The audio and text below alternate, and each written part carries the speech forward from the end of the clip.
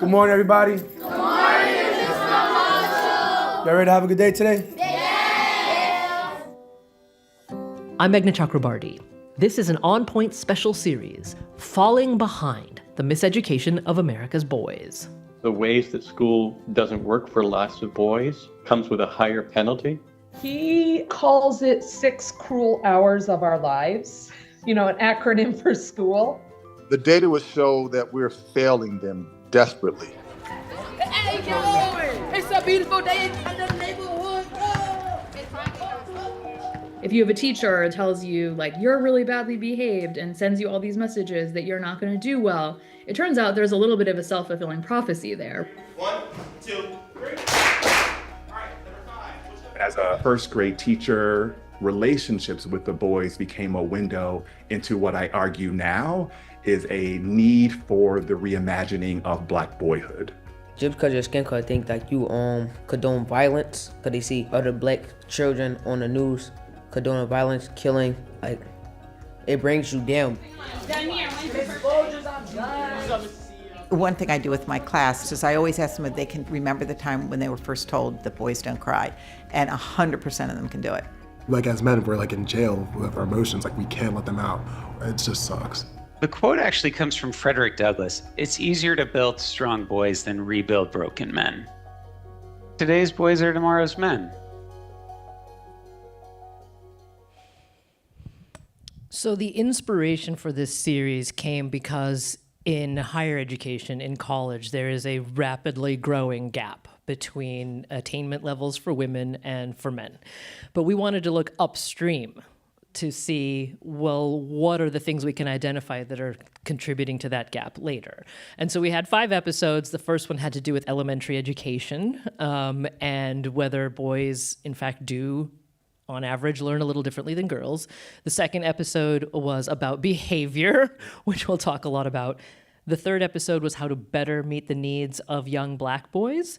The fourth episode was about the lack of male teachers in schools, and the 5th episode was about mental health in high schoolers. So Dr. Simon was in episode 5, but your experience as a psychiatrist really crosses all of the things we talked about over that week. So could you start by telling us a little bit about what kind of things you see and the stories that you hear in the young people that come into your office on almost a daily basis? Yeah. So one, pleasure to be here, and to the audience, pleasure to see you all. So in terms of the young people that I see, so I am a child and adolescent and an addiction physician at Boston Children's, and so I see and have trained in seeing literally infants all the way through college. In terms of the patient population that I'm most engaged with right now, it's predominantly adolescents, and that can anywhere be from, let's just say, 10, 11, on through what I call emerging adulthood, 18 to kind of 24. And so the young people that I see, everyone has a condition of either anxiety, depression, attention deficit hyperactivity disorder, mood disorders across the bipolar spectrum conditions, and in addition to those mental health, or what we consider mental health conditions, substance use challenges. So you can think of, I don't want to frame any one substance worse or better than the other, but across the range, nicotine, alcohol, cannabis or marijuana, through opioids.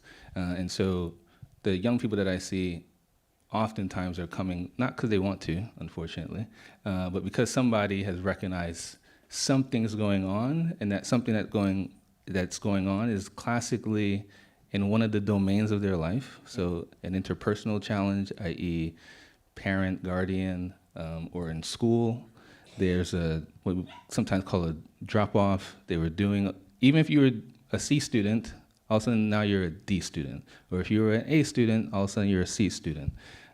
Or they've quit activities that they used to enjoy, like basketball, but now they don't want to engage in it. And so when you start to see those patterns, undoubtedly something's happening and someone's recognized that, so then they end up seeing us in clinic. So seeing you in clinic, and particularly for boys, let's keep our focus on them for a little longer, means that something else was going on earlier. Right. And this is what I wanted to hear more from you about, because we didn't actually have you in our second episode, but you have a lot of thoughts and experiences about, well, school being one of those main realms that you talked about. Are schools good at really understanding or interpreting the behavior of boys? Yes and no. But more often, let me say, for those that show up not as is expected, no, they don't do a good job.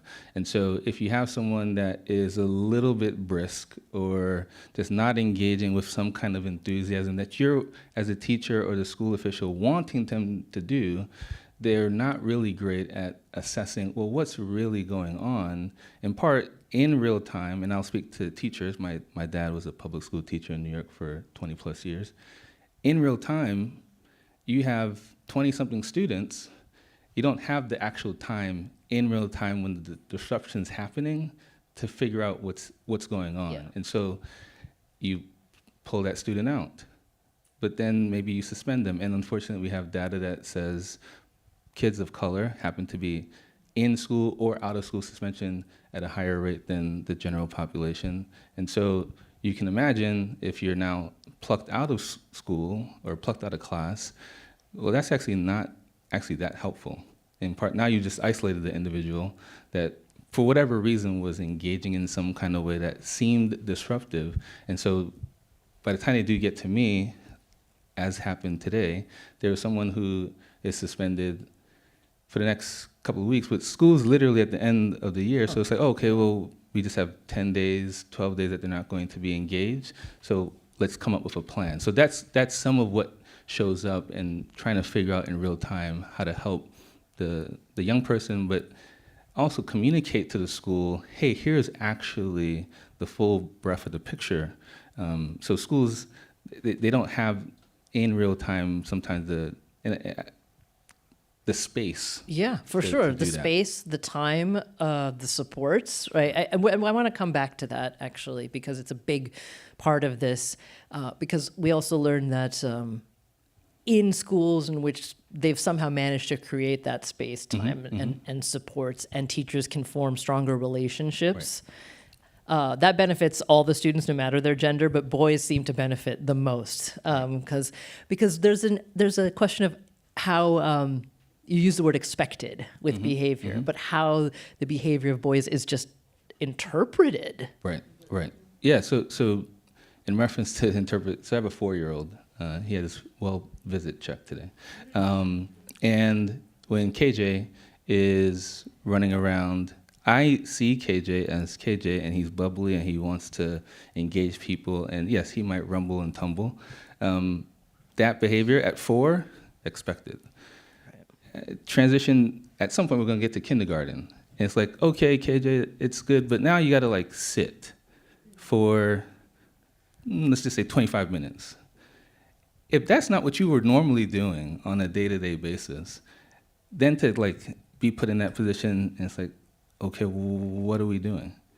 And if you're not really stimulating, things will go left real quick, right? And when it goes left, is it that you're recognizing this kid needs more stimulation, more engagement, or is it he's not really fit out for our classroom? Right. Right? And so that's what I hear a lot of times when I'm talking to school officials, to say, is it possible that we could engage him or her, but him for this context, in a different way? And sometimes educating parents about 504 plan. Well, how do you get a 504 plan? And this becomes the challenge. You got to tell the parent, hey, take this letter, go to the principal's office, or go to any person's office, hand this in. It's you requesting that my child get evaluated. Now, the school generally has about 60 school days, sometimes 90 school days, but that's not 90 real days, because it's a school week. It's 5 days. Don't count holidays, don't count, right? You can actually end up missing the entirety of the school year, depending on when you learned, wait, I could actually request this. Yeah. Right? And so you can see how gaps of time start to compile, and a parent might know something's off, I need some help, and yet The system is not set up to do it in an efficient manner. And we see this in the data. Parents of kids of color that have ASD, when a parent recognizes it, and this is from a study, when the parent recognizes it and brings it to someone's attention, that point to the actual diagnosis is like 3 to 4 years. Can I pick up on that? Because it's a really sobering statistic that you gave. But you also emphasize, again, this is like for a child of color, that so when the parent recognizes it,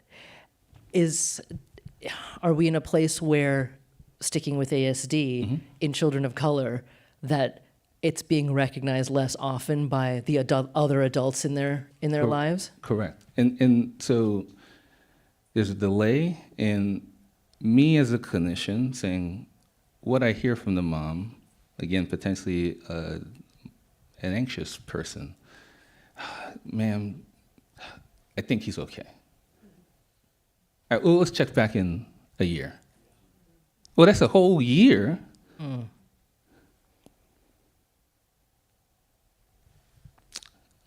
That parents have to engage, and the kid's not getting services for entire years. And so I meet people who are 14, 15, 16, and bringing it to someone's attention that, oh, I think there's some other, even the challenges that you came to me thinking that you had, yes, we have this diagnosis. I think that diagnosis is true.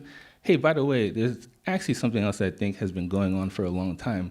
Bringing people's awareness to that is very challenging because they're like, I knew something was off, right?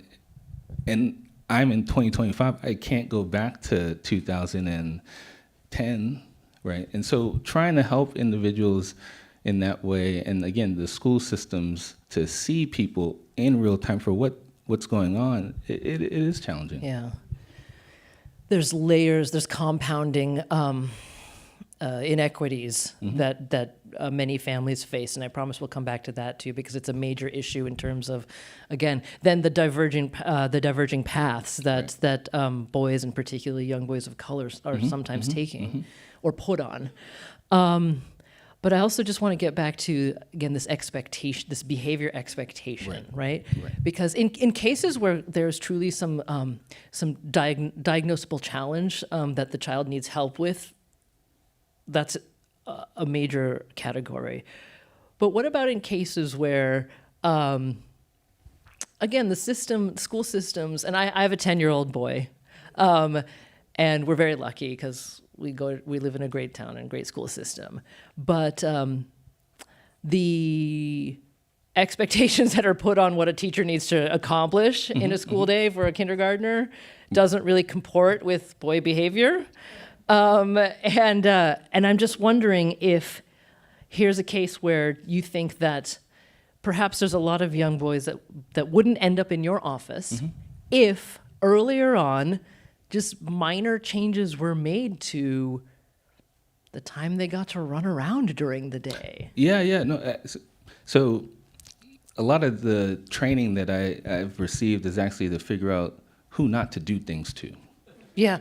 Okay. Yeah. Because there are some people who come and it's like, hey, Dr. Sam, I want Adderall. It's like, well, actually, there's some other things that we could try, right? And so to that point of the individual where the behavior is actually not clinically like deviant, clinically bad, it is, perhaps the young person that seems to have like a little bit of bravado and they're not engaging the right way.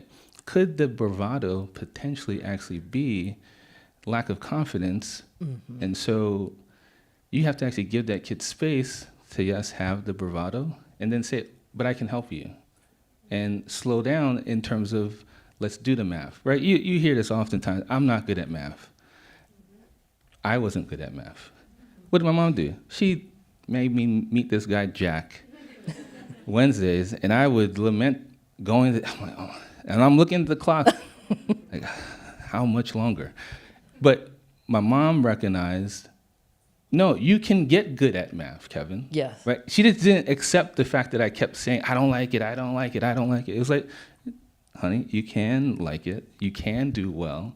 And so the teachers also, because my mom's a strong advocate, and I told you my dad was a teacher, they knew how to communicate to teachers and schools and say, don't let him play you. He can do this, right? They knew how to engage. And so that's the other challenge, right?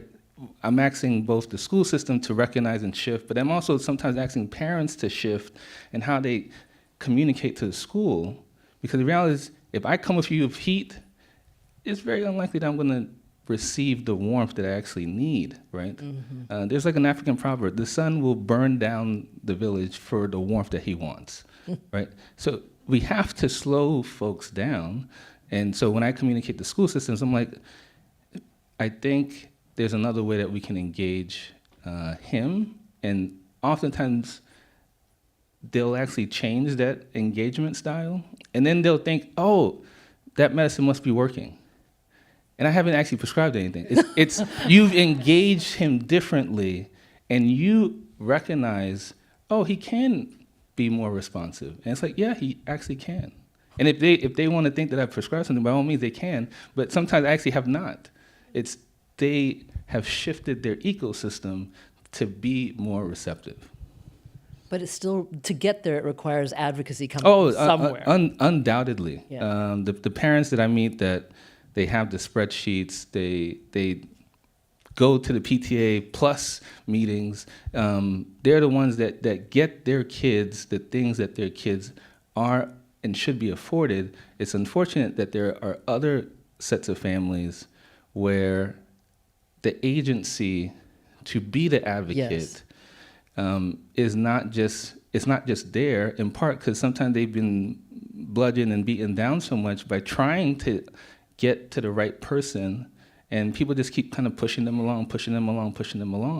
And so it is challenging for families that have young people who are of color, young people who just aren't responding the way that the system supposedly wants them to respond. So tell me more about this.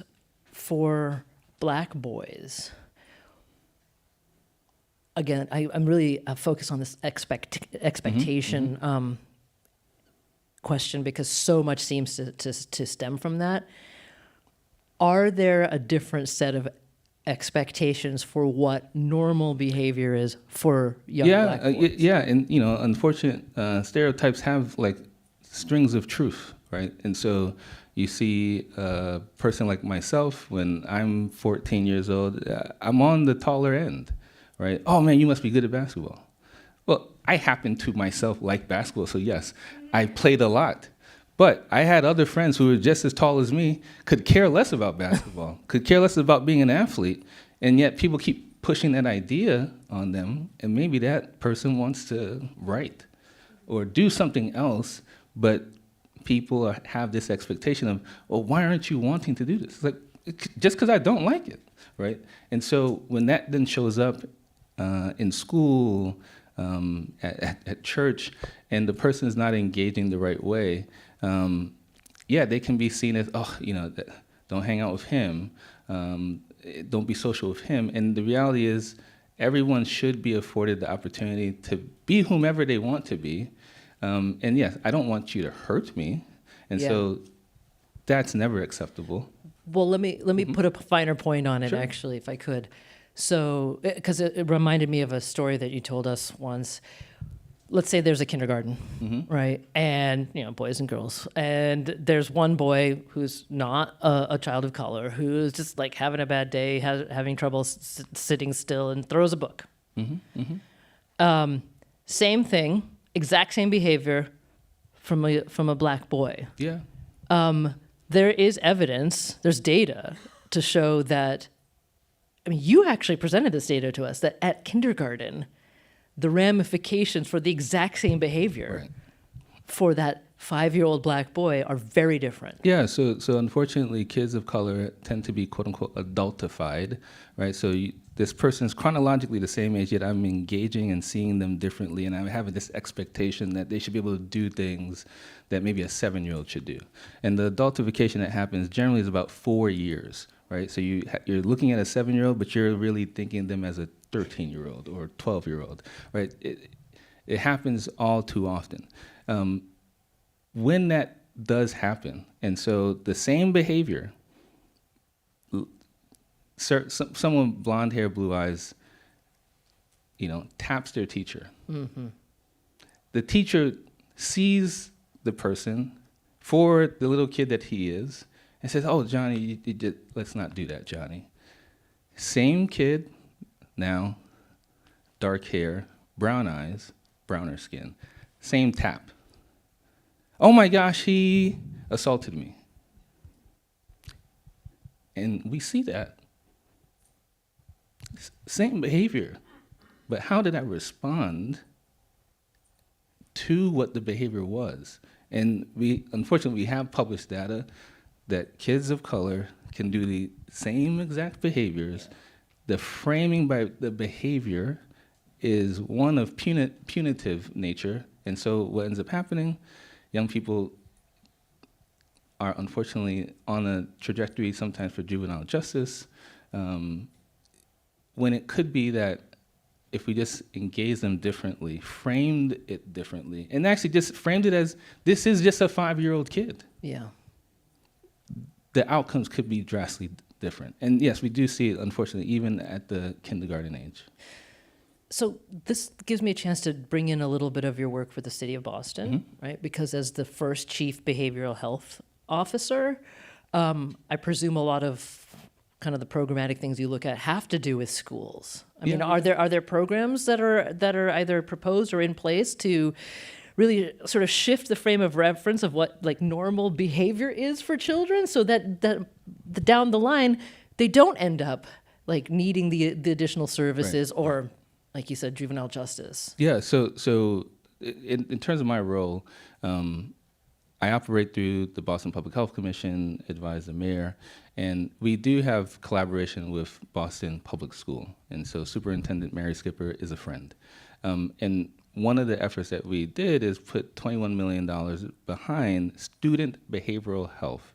Now, with that, that's not just one-on-one direct service, because we recognize from a public health perspective, it's not just one-on-one direct service that we need.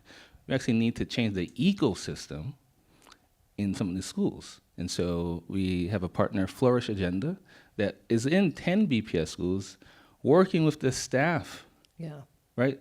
Because we also have a program that works with the young people, but the truth of the matter is sometimes you have to change the mindset of the people who are working with the young people to say, if we show up a certain kind of way, even for the young person that happens to live in situations that are tense, how you receive them and how you engage with them can actually help them to manage the things that they're trying to manage outside in the real world. So some of our efforts are in direct concert with school officials, with our police officials, BPD, thinking about what does it even look like to transfer a young person who's experiencing some distress? Because this happens. Person experiences stress, flip a chair, someone call 911. 911 is going to come because they're mandated to come. Okay, but could we respond differently? Mm-hmm. Even when we come, right? And so we are working together with BPD, BPS to even think differently about, even for the people that are in distress, how do we respond to them? And because you should have a space to speak. One thing. I'm very glad to be listening to you. So language is so critically important, and we use the same words, but they mean so many different things in different contexts. I'm a child psychiatrist. I see young people that come to the emergency room. A psychiatric crisis for me is somebody is actively wanting to harm themselves or harm someone else, or just in so much distress they cannot function out in community. That's a crisis for me, clinically. A crisis for a teacher is he threw this cup against the wall. Someone come help him. And EMS is gonna come and say, what's the crisis? Well, he threw a cup against the wall. I got 20 kids to engage. He needs to get out of here, right? Gets to me, hey, what's going on? I talk to the parent, hey, what's going on? okay, what really happened? Mm-hmm. Well, I got frustrated. I didn't know something. He said, okay, did you throw the cup? Yeah, I threw that damn cup. He said, okay. And I'm accepting of it. I'm like, okay, but I'm one-on-one with him. Yeah. I say, all right, I think, cooler heads, there's been time now. I don't think you really need to be on an inpatient unit. I think we should, discharge you back home where you should be, right? The school's like, what? That doctor side doesn't know what that he's talking about. Because the crisis for them is completely different than crisis for me, right? But we're using the same word crisis. So that also happens very regularly, and it's one of the things that we're trying to do because we recognize the language that emergency services using, the language that schools are using, the language that clinicians are using, same words, but very different meanings. But in that example, we went from little kid being frustrated and throwing a cup to calling EMS. Certainly there's space in between those two to do other things. Correct. And so that's where some of our interventions come in, right? So does every BPS school now have a social worker? It does. Do they have enough social workers? Not yet. But they do. And we now know, how do I help the school remember you have a social worker? How do I help the school remember we now have a school behavioral health system, right? Because you got teachers like my old dad who's been doing things the same way for as long as he's been engaging. And I'm sure there are new things that pop up every year for teachers. And now this is just one new thing. But how do I help them recognize, but this one new thing could be really, really helpful? Yeah. When potentially many new things have suggested to be helpful. And didn't pan out, right? And so I don't ever fault individuals that are in systems or trying to change systems as to the true challenge of actually shifting behavior. Yeah.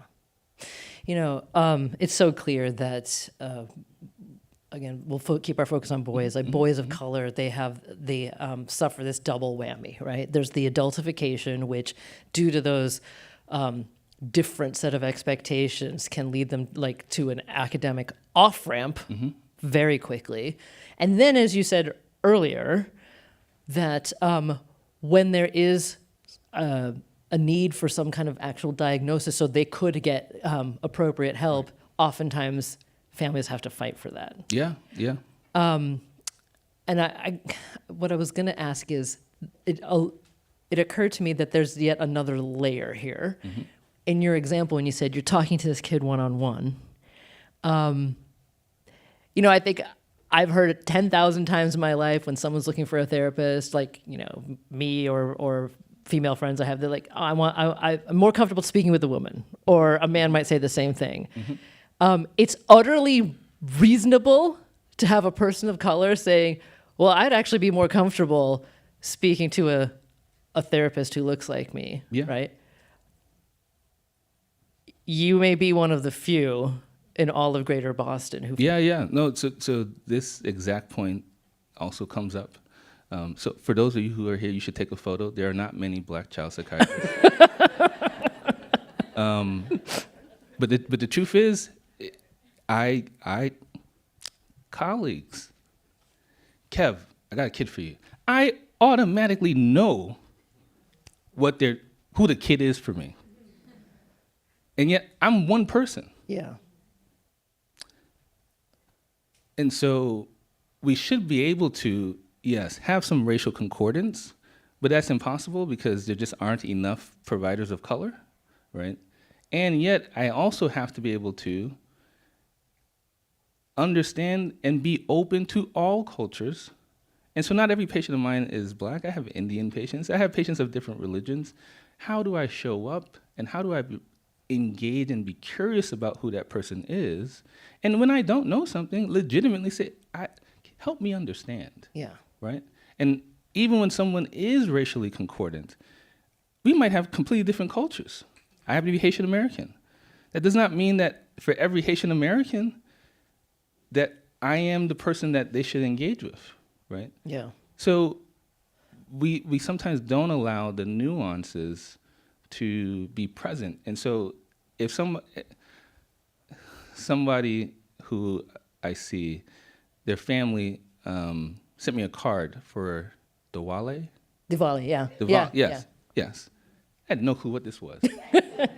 And I said, hey, explain this holiday to me, right? I've gone to Shabbat. Not because I'm Jewish, but I just want to understand, wait, what is this? You don't talk about work on Fridays? After out? Like, I loved it. I'm trying to be curious. And when we engage with providers of all kind of color, it is that kind of empathetic curiosity that you need, because the truth of the matter is not everyone's going to be able to have the dynamic of male to male. Yeah. Can I ask you a follow-up to that, though? Because I totally get what you mean, right? Like a truly thoughtful and effective psychiatrist is going to be able to find concordance with whomever they're talking to. But to be blunt, I mean, America being what it is, and Black families having justifiable reason not to trust various systems because they haven't been believed by previous practitioners or by other officials in the system. And there's a lot of evidence for the fact for that they have to work harder just to be believed. Correct. I mean, even for something as simple as like pain measurement, right? That like Black patients are just not believed they're in as much pain as they are. Where am I going with this? Yes. America being what it is, I would totally understand it why a black boy would be looking at, say, a white provider and being like, I don't trust you. Yeah, no, So what can that provider do? Yes. So given who I am and what I look like, I see a therapist. However, again, given who I am and what I look like, I know all the other Black therapists. So my therapist is not Black, right? But I make sure that the person that I engage with, I understood their background, I understood their training, and even when we were engaging, gave them grace to say, oh, you can ask things about race, and we probably are going to talk about racism, but it is that you can likely help me in thinking about what I'm experiencing. In reference to the families that are looking for providers of color, and this is psychodynamic important piece. I get parents who kids 10, 13, visually we look similar. When I engage with them, I actually have to be very cognizant about something that we call transference. Because I might be literally representing everything that their mother wants. And so when I'm engaging with you, you are resenting me. Yeah. But you're not really resenting me. You're resenting your mom or whoever brought you to talk to this guy because this guy's supposed to help you. I have to be mindful of that in how I engage with the young person to be aware of potentially when transference is happening. And then there's not just transference, there's counter-transference, i.e., I'm going to potentially see some young kids like myself, and that's not always great. Because I have to be mindful to help the person that needs help in real time, maybe not help my own potential traumas or my own history, right? And so this is the importance of having a therapist who goes to therapy, because you want to understand, even when this person is presenting to me, I literally engage this very regularly. And parents will say, oh, wait, he talked to you. I say, yes. Like, oh, but he didn't talk to the other guy. That happened to potentially look like me. I was like, it's neither here nor there, but the person that I'm engaging, I recognize who I might be a representation of to him, and I'm not overplaying that. And so you don't gotta call me that, you just call me a guy, right? Because when parents start to say, or systems say, oh, but he's Dr. Simon. No, sit up. I'm like, no, ma'am, don't however he wants to engage right now, just allow him, afford him the room to engage. Because I have to let him know you can just be who you are. And I give space to that. And I don't tell them what to do. I'm walking with you. And I'm just posing questions about, it's interesting. So you suggest that you want to play football. Just help me understand, how does the vaping help that? Right? Not you shouldn't vape, which, yes, I want to say. But I say, well, just help me understand this. Just in leaving that space for them to either answer it or sometimes to not even answer at all, but not press them about it, because it's that space that then they start to think. Yeah. There's a sort of an undercurrent here about all of us would benefit and our children would benefit so much if we could just slow things down a little bit. Before I get to my next actual question, I just want to say for the record, I do want my children to grow up to be like Dr. Simon. So sorry, I fell into that trap there. Let me ask a couple of audience questions here. Coming back to boys specifically, someone wants to know, are there ways we are teaching boys to how to name and understand their emotions? Or are there ways that we could teach boys that? This seems to be a cultural issue and isn't necessarily supported by the larger culture. Yeah, so whoever asked the question, one good question. Are there ways to help boys learn language? Because emotions, we all have them. We cannot turn them off.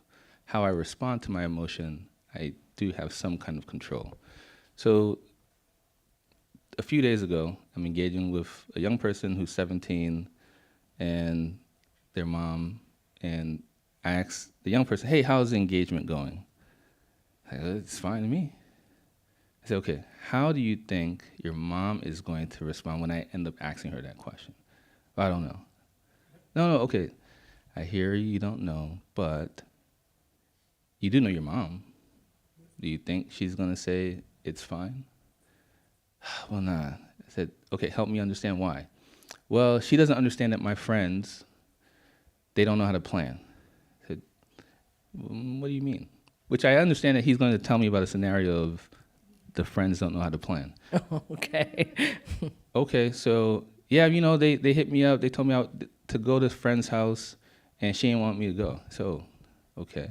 What do you think your mom might need to feel more comfortable to let you to go? I don't know. Well, you say, I don't know. I don't know how she's going to eventually tell you you can go, so you should think about it. Eventually, pull mom in, and she says, yes, I don't trust the friends that he's with. I said, oh, well, why not? They do things that I don't want him to do. Okay. So now, mind you, both of them have answered questions about other people, right? So, okay, well, what could you do in helping him? Could you overtly say, I really want to know who you're with when you're coming home? I need a phone number of somebody. And for those that particularly engage in kind of behaviors, substances, I tell parents, you have to drop your ego. And you want your kid to, when they're going through any kind of crisis, call you. You don't want to get a call from somebody else.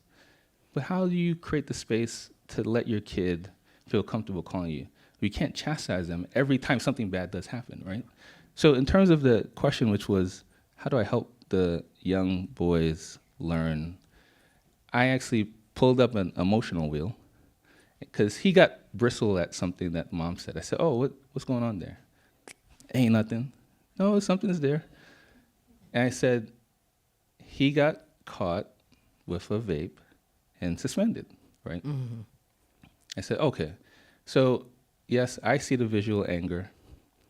I suspect there might be a little bit of, and I'm literally saying it this kind of way to slow down, humiliation. Yeah. Right? Because you're trying to tell your mom you're doing something different, you're behaving differently, and then here this darn principal caught you. Okay. But let's not focus on the principal.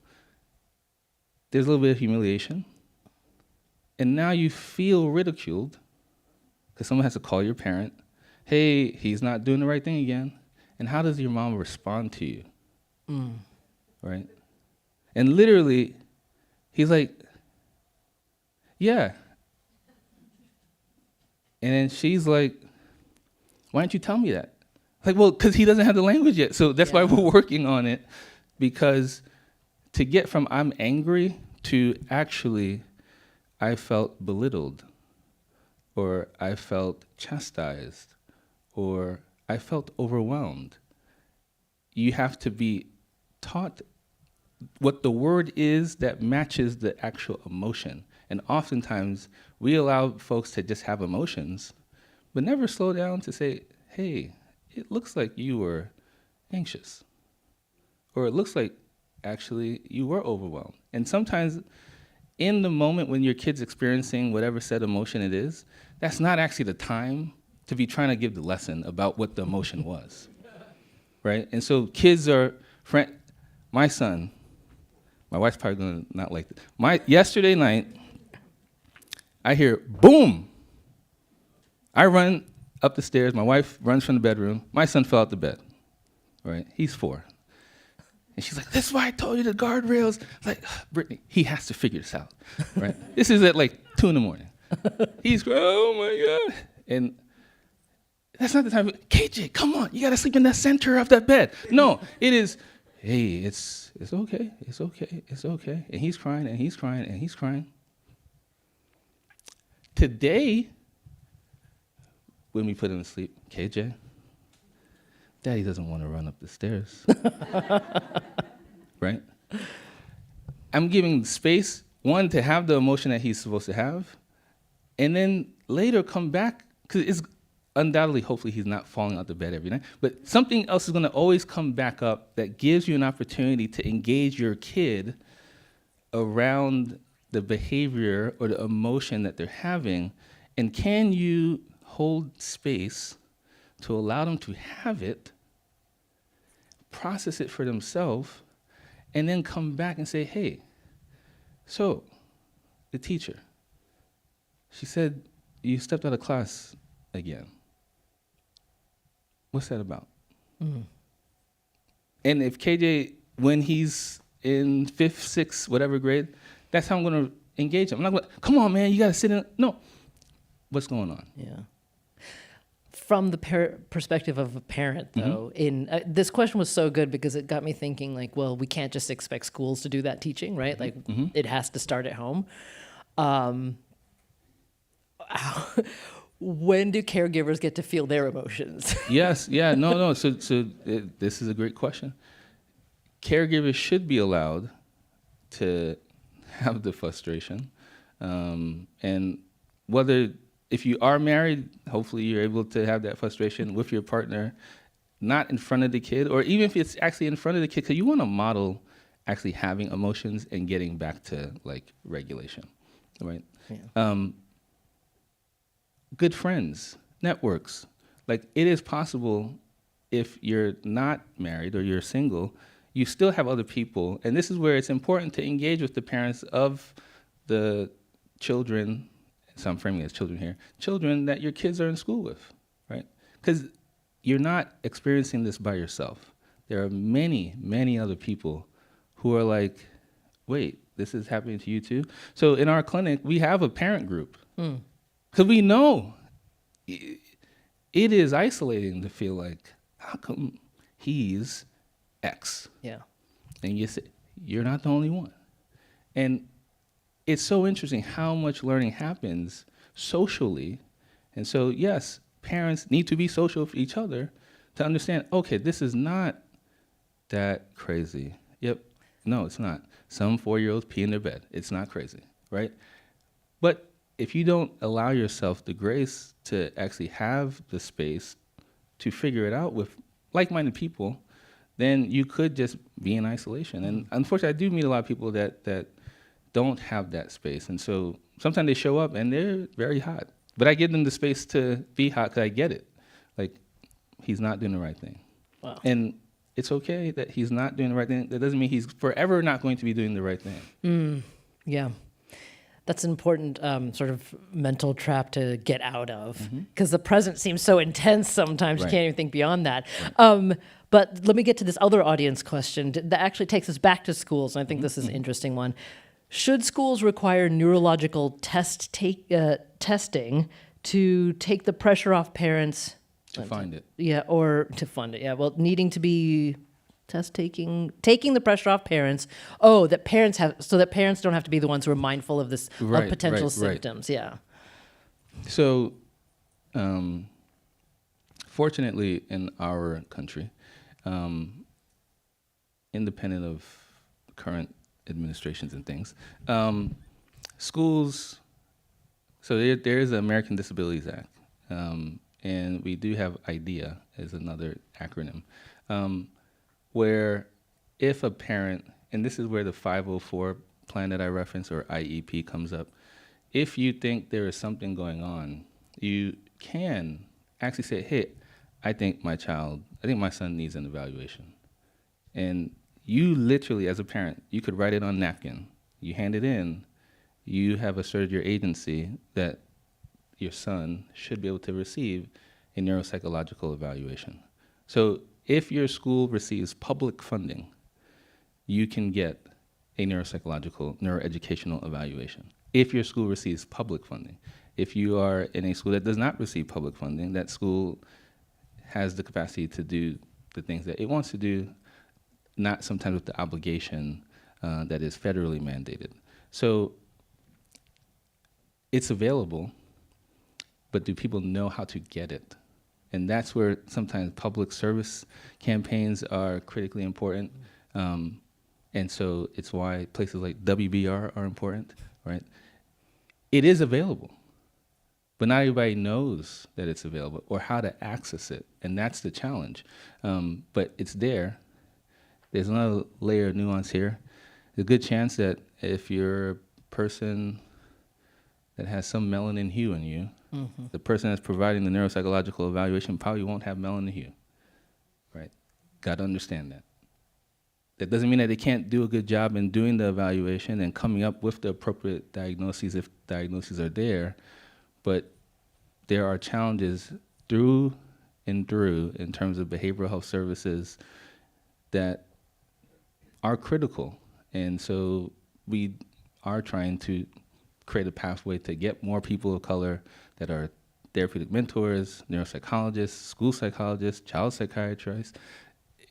Everything is needed, but it is possible. And so to that parent that is inquiring, I'm hopeful that at least listening to this, you know you can ask your school, and even if your school doesn't receive public funding, so I should add this nuance, you can still inquire, and hopefully that school does at least signal you where you could go to get that kind of service. Yeah. By the way, IDEA is the Individuals with Disabilities Education Act. Thank you to the producer, whoever Thank you, signaled brilliant that to her. producers. I have two more questions for you, and then sadly we're going to be out of time. We talked about, specifically for families of color, the difficulty when they're seeking services or diagnosis of getting those. I mean, the example that you gave, like years can go by, was particularly heartbreaking. But then on the flip side, are there situations in which a child comes in and probably could use a diagnosis, and the family doesn't want it? Yeah, so there's a great paper by Andrea Spencer, colleague of mine. This is when she was at Boston Medical Center. And it identifies 6 stages of parental engagement around treatment for ADHD. And I'm using this paper because it identified 41 parents of color. Median salary was $20,000. And all the kids met criteria, 3 to 17. All of them met criteria for ADHD. And qualitative survey, i.e. you're getting folks of color to say, hey, just help me understand. What does it look like to get the diagnosis, to start engaging in treatment? She identified 6 stages that these parents identified, right? Normalization of even believing what this person is telling me is true about my child, right? Stigmatization and fear. Of course, stigmatization and fear is appropriate in there. So these 6 stages don't happen in 6 sessions, don't happen in 6 visits, don't even happen in 6 months, right? But I have to be cognizant that, and then the reason we also use ADHD, the treatment is very effective, right? When you're below 5, behavioral intervention. You're above 5, a medication like a stimulant is going to be recommended as the first line. You should still do the behavioral intervention, but if you're over 5, stimulant first plus intervention. You're now telling me that a family of color, Haitian, parents who are not educated in this American system, who has a son who is 8 and got a diagnosis. Somehow somebody helped them get to school to get the diagnosis. Now they meet the provider and say, hey, it looks like Kevin has ADHD, attention deficit hyperactivity disorder, combined type. So, okay, oh, so this is why he's acting up. Sure, Mom, this is why he's acting up. Okay, now one of our treatments happens to be a medication. You gotta give it to him in the morning. And there's methylphenidates, there's amphetamines. I gotta give my son a medication. Wait, whoa, slow down, talk to me about this. Well, this medication will be helpful. It'll help him attend, it'll help him be focused, it'll help him be less distracted. Yeah, you see, but I don't trust you guys. Mm-hmm. Would I look like me or not? Could I represent all these guys? Pharmaceutical company, big pharma. Yet, I'm the guy who's writing the paper that says, yes, I understand you're not going to agree, yet I gotta slow down and say, I get it.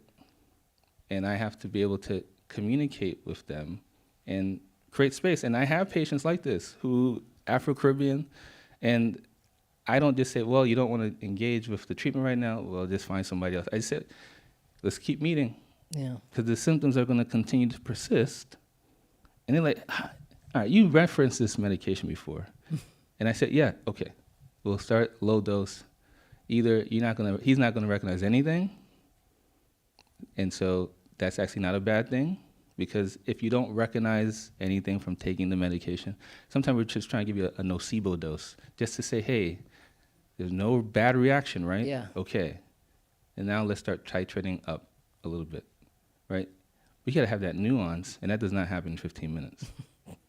So it's fair that parents, let alone the child who, young person I'm actively thinking about, 16 years old, comes, has anxiety, literally has anxiety. It's like, hey, I'm thinking escitalopram. This would probably help this kid. And yet, I know, he's like, don't just start telling me what my mom wants me to do. Hey, and mom's not in the room. I'm talking with them one-on-one. Hey, let's just talk about this idea of taking it. Yeah. What's the good, what's the bad? I'm engaging him to think out loud, well, what is good, what is bad? And he was sweaty palms.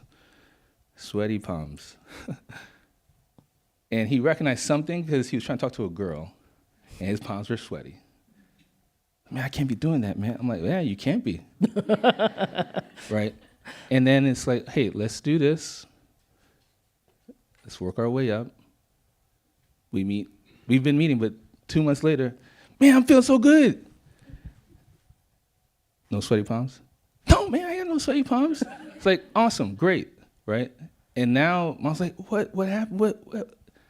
Yeah, we were just talking, right? Because I hold his care to the chest because I'm supposed to. Yeah. I don't want mom to feel like, oh, well, you see, I told you. No.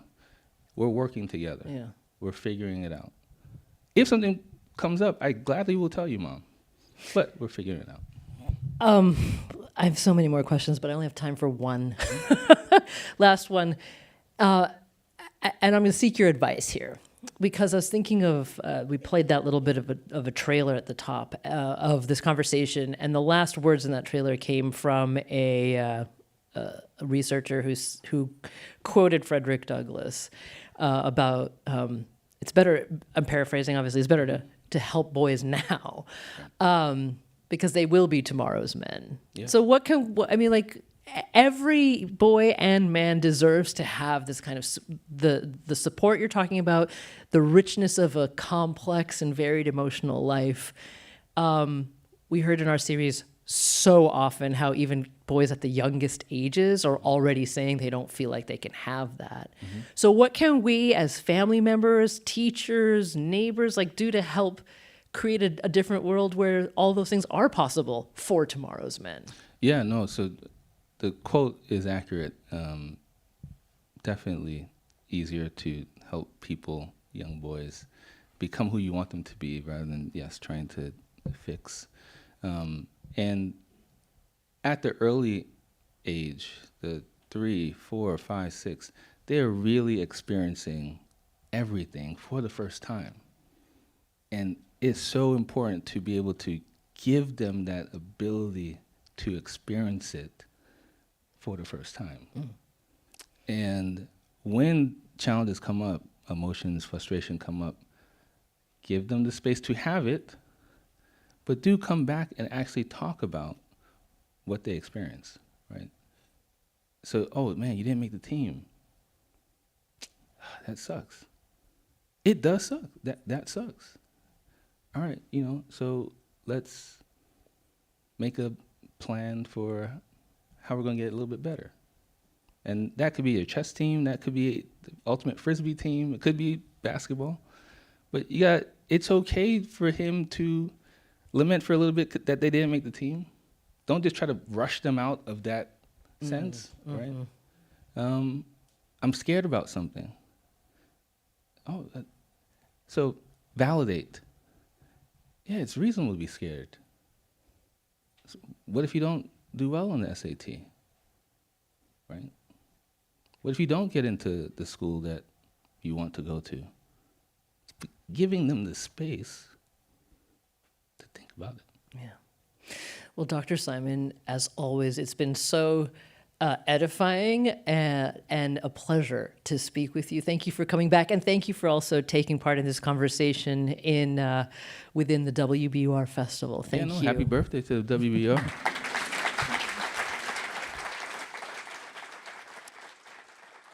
And thank you all for coming.